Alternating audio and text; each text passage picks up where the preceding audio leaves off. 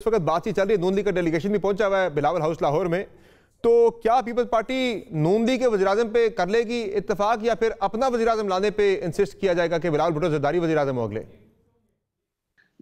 دیکھیں یہ تو ہم اس وقت ڈسکشنز میں بیٹھے ہوئے ہیں نون لیگ کے ساتھ بھی، تو اس لحاظ سے تو what comes out of it یہ آپشن ہوتا ہے نا، جب نیگوسیشنز کا مطلب بھی یہ ہوتا ہے، ظاہر ہے ہم اپنی پوزیشن کو پش کریں گے، شاید وہ لوگ اپنی پوزیشن کو پش کریں، پھر کوئی نہ کوئی اس میں سے کمپرومائز نکلے گا. لیٹس سی واٹ دیٹ از.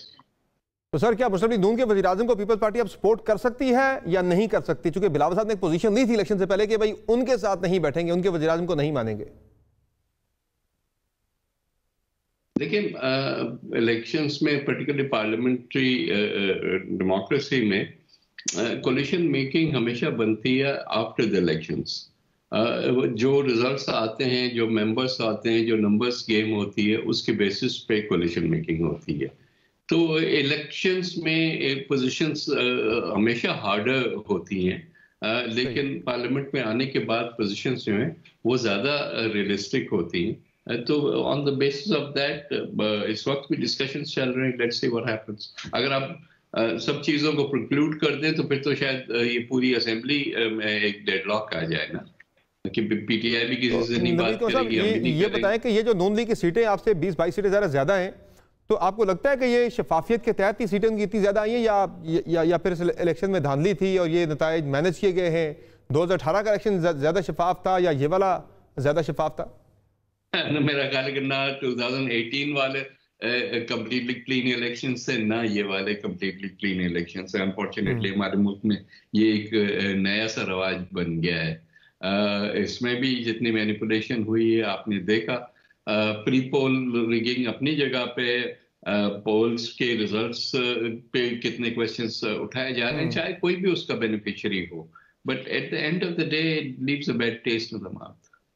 اگر یہ سر تھا، مینج تھا، صحیح شفاف نہیں تھا، تو پھر ظاہر ہے اگر نون لیگ کا وزیراعظم آتا ہے تو پھر وہ بھی سلیکٹڈ ہوگا، جس طرح آپ پچھلی حکومت میں سلیکٹڈ کہا کرتے تھے عمران خان صاحب کو. دیکھیں کیا کون کتنا سلیکٹڈ ہوتا ہے یہ تو ابھی پتہ چل جائے گا نا. It's premature to start calling things. لیکن میں نے جیسے کہا پارلیمنٹری ڈیموکریسی میں ہمیشہ جو ریئلٹی آن گراؤنڈ ہے، ریئلٹی آن گراؤنڈ یہ ہوگی کہ کون لوگ آ کے، کتنے لوگ کس پارٹی کے آ کے پارلیمنٹ میں بیٹھتے ہیں، نیشنل اسمبلی میں بیٹھتے ہیں، اور اس بیسس پہ پروسیس آگے بڑھے گا. تو you can either be part of the process اور keep yourself out. People's Party نے کبھی بھی کیپنگ آؤٹ والے آپشن کو ایکسرسائز نہیں کیا اور نہ ہی استفاق کریں گی. اور میرا خیال ہے کہ اور پارٹیوں کو بھی یہ نہیں کرنا چاہیے. and they should participate in the process. پھر جو بھی اس کے ریزلٹس نکلیں. تو کیا نون لیگ کے بغیر ہی تحریک انصاف کی حمایت کے ساتھ حکومت اگر ملتی ہے تو اس آپشن پر جائیں گے؟ آپ بڑے ہائپوتھیٹیکل سوالات کر رہے ہیں. جب یہ ریئلٹی میں کوئی چیز ایسی آئے گی تو then we will consider it as an option. Options ہیں. I don't know which is a better option. کہ آپ ایک مائنورٹی گورنمنٹ بنا کے بیٹھیں تو وہ کتنی سٹیبل ہوگی. I don't know. ظاہر ہے ٹیمپٹیشن تو ہوتی ہے کہ خود لیڈ کریں کسی بھی کولیشن کو. تو یہ جب اگر ریئلسٹک ایک آپشن بن کے آتا ہے تو پھر اس کو غور تو کیا جائے گا نا. I'm not outright rejecting anything. سر یہ بتا دیں وزیر اعلیٰ سندھ کون آ رہا ہے؟ مراد علی شاہی ہوں گے یا کوئی نیا فیس ہوگا؟